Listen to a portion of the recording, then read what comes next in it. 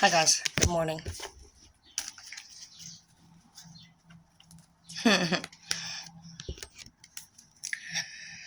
Okay, first card out we have is the Sun, and the next card next to it is the Fool. I like that energy. Bottom of the deck we have Ace of Wands. So yeah, I'm just feeling this really quick moving, energetic pace occurring. Of greatness. As you can see here, this crab is smiling like a donut, dude. Happy birthday coming up to all my July Cancers and my July Leos. And happy birthday to all of our June Cancers. But that's how we feel right now. We're very happy, and life is going really well for us. We feel like we have a lot of Fool energy.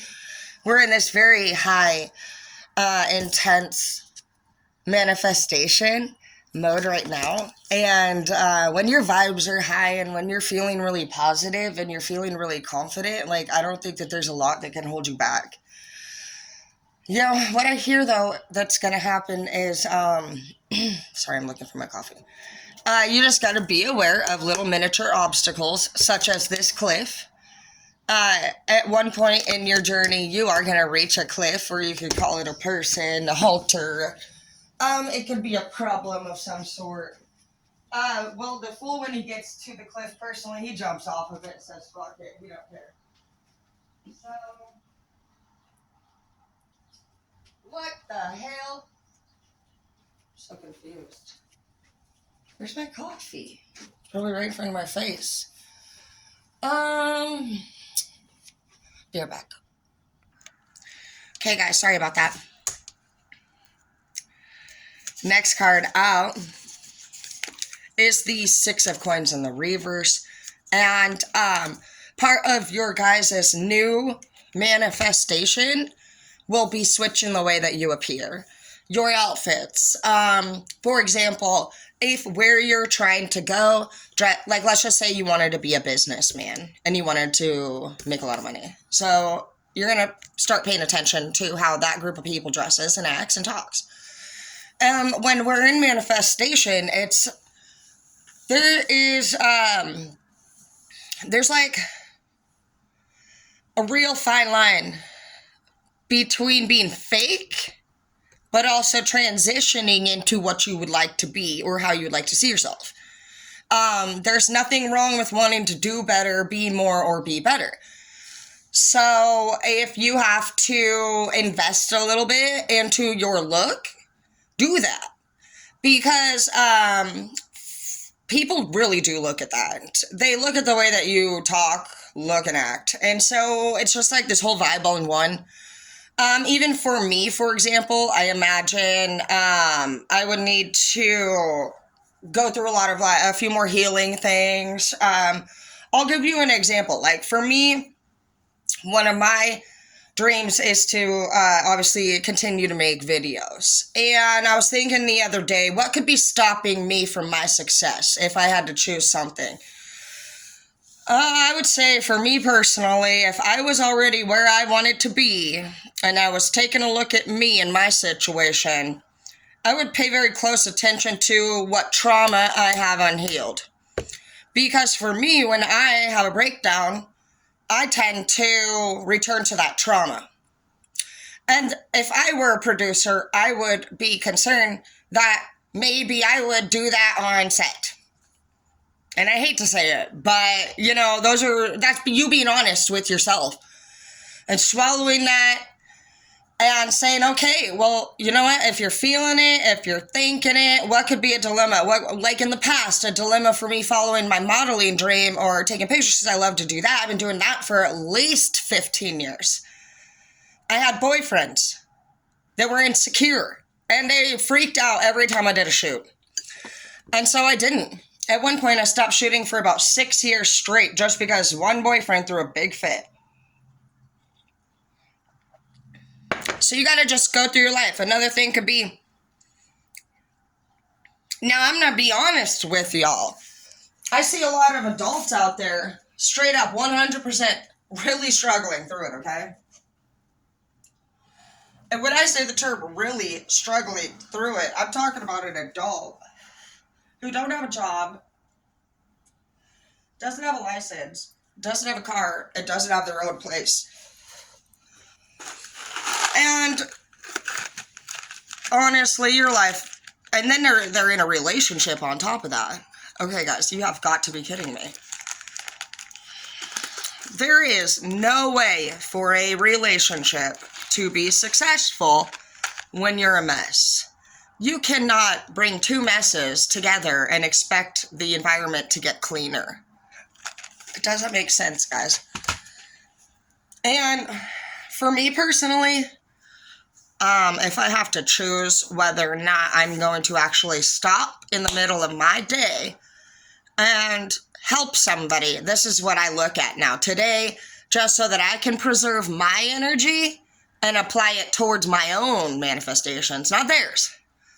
Because I love helping people, but now I understand how important it is to protect our energy, and I'm starting to pay, well, I already know who takes from me and who gives back.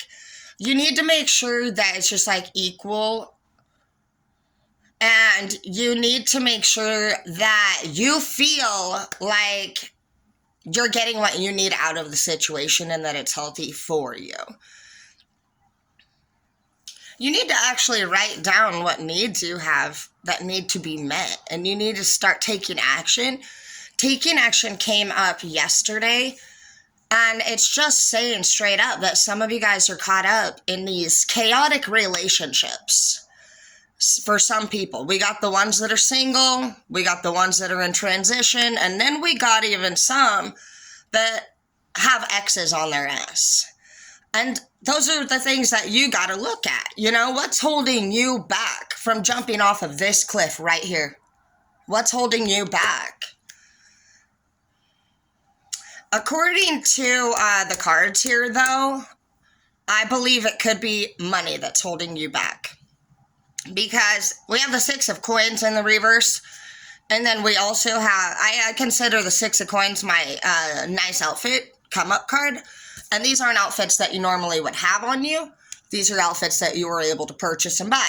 And so since we were talking about you pretty much upping your game, the way you look, walk, talk, so that you can fit into where you're going. That's like, okay, if you don't do this, it'd be like you wearing a McDonald's uniform into Burger King and acting like just because you're cooking burgers, you can be there and you fit in. No, you need to dress the part. You need to wear the uniform. You need to understand what you're doing. Some people think they have all these skills, but I'll tell you right now from another example, every single leader will do it a little differently. I learned that on the boat, and I learned that at a few other jobs. I used to walk into work everywhere I went, like my shit didn't stink. I would go into my boss's rooms and office. I didn't care where it was. I was so conceited and confident that I actually knew what the fuck to do. That for one, I didn't even ask how to do it.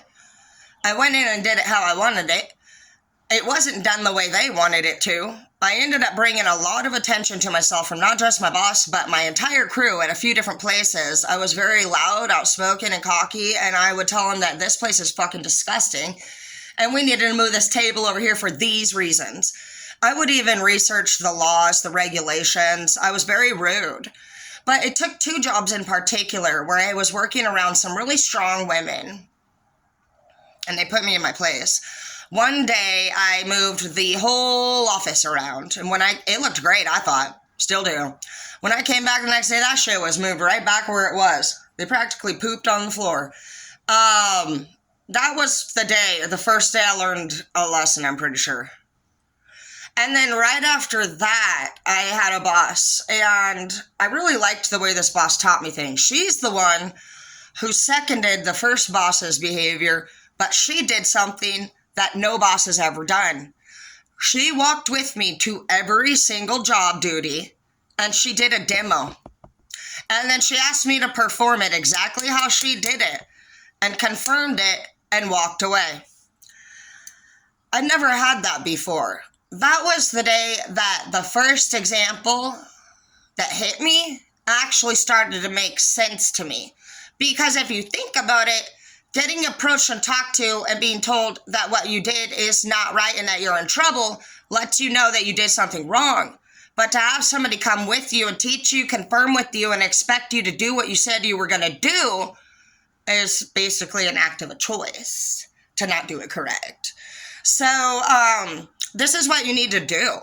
You need to touch base with yourself and in your life and with the people around you, and you got to just ask yourself, like, what does the time we share together feel like? Are you helping me move forward, or are you holding me back? If we're together, what needs are getting met and why? And do you see this person being there with you in the long run? Because if you don't, you just gotta see yourself more as like a light worker instead of a permanency. And light workers' duty is to come through and touch people's lives and show them by example that, hey, this world is humongous. You're amazing. Let's go, dude. Let's jump off this cliff. There's water down there. And you're like, I'm not fucking jumping off that shit. And they're like, come on! And you see all these other fuckers running. They're jumping in the lake, okay? You're the one on the cliff right now that's too scared to jump. So if you guys, you know who you are and you know how that feels. Most everyone on earth has been in a situation at a lake party where people be cliff jumping and shit. Rope swinging into the water, something nuts, you know what I mean? We've all been there. The shit is scary, okay? You just gotta do it. You can't say no to fear if everybody else hasn't died yet. That's how I look at it. I did jump off a 30-foot cliff one time. I did it. I was scared shitless, and no, I have not done it again. For me, at least. Well, I do other ones, but that one in particular was humongous. We had this lake in my old hometown called Billy Clap Lake, and that cliff is huge. And I jumped, and when I hit the water, my fucking whole bathing suit top flew off. There was a bunch of people in there, and they yelled down, "You in the pink bathing suit, do it again." I never did it again. I was very embarrassed. I was in middle school. And the second time I had an experience similar to that, my son, who was like 8 at the time, sees this fucking rope across the river, swinging off a giant-ass tree off the top of a cliff. And he said, "Mom, I want to do that. Let's go do that." I can't tell my son no and look like a pussy, right? So I get in the raft, because you got to raft across the river, dude. I could have died multiple times on this fucking journey, but I don't. I had full energy. I said, okay, son, come on, you know, and I want to be brave for him. So we get across this fucking river, bro, and we have to climb up the cliff. We get up there. There's the fucking death rope, and I'm just scared shitless, dude. I shit you not. My legs are trembling. But I gotta do it for my son. I can't remember which one of us went first. But I'll tell you what, that whole time I had my hands on the rope, I tell you what, my legs were shaking so fucking bad, like Jell-O in a bowl. And I swing off, and I remember at this certain point out in the air, you gotta let go. And I fucking let go, dude. It's still to this day one of my favorite fucking memories, bro. Now let me tell you a little something about my Sunny Biscuits. That little shit fucking didn't let go. He fucking swang back and landed on the cliff somehow, luckily, and didn't get smashed. I don't think he did swing off into the water that day. I'm not sure, but I know that I did. And I did what I had to do to be brave. And it's one of my favorite memories, and if I would have listened to the way that my body told me to not do it, I wouldn't have been able to share that with you. So I want you to just be in that full energy and just know that you're gonna be just fine, even if your bathing suit tops comes off when you hit the water. Okay, people still like that shit. So just be brave and love yourself for who you are. Enjoy the sun. Get in the water.